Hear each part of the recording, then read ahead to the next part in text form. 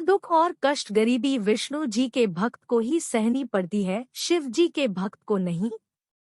स्पष्ट शब्दों में कहा जाए तो हाँ, आप जिनकी बात कर रहे हैं उनके सभी रूपों ने ईश्वर की स्तुति की है। वेद पुराण शास्त्र शस्त्र पशु पंक्षी नर दानव सब इनके यश गाते हैं। जब वृत्रासुर ने आतंक मचाया, चारों तरफ हाहाकार मच गया था, तब ईश्वर के एक भक्त दधीची ने अपने प्राण त्यागे और उनकी हड्डियों का एक वज्र बनाया गया और उससे वृत्रासुर का अंत इंद्र ने किया। इसका वर्णन ऋग्वेद के साथ साथ लगभग सभी पुराण करते हैं।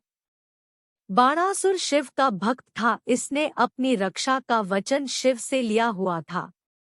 इसने अधिक उत्पात मचाया, तब श्री कृष्ण से इसका सामना हुआ था और इसने महादेव का आवाहन किया और महादेव इसकी रक्षा के लिए आए। अगर बात विष्णु भगवान की करे तो विष्णु भगवान की भक्ति अधिक दोहक देती है, इसमें कोई दो राय नहीं है।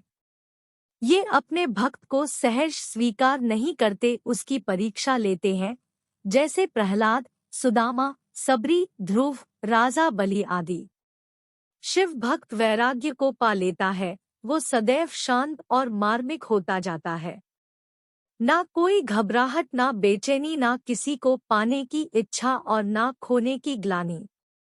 शिव भक्त चिंता नहीं बल्कि चिंतन करने लगता है। दुआ हरने के कारण ही शिव को हर कहा जाता है। एक लोटा जल लेकर, एक बेलपत्र लेकर मंदिर में पहुंचता है और अर्पण करने के पश्चात बैठ जाता है पंचाक्षर मंत्र का जाप करने। हर धनी तो नहीं बनाते किंतु निर्धन भी नहीं रहने देते, परंतु ये आवश्यक है कि अपने आराध्य को ही पूजें।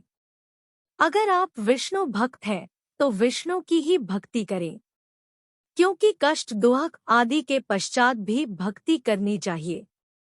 विष्णु भगवान के भक्त महान बन जाते हैं।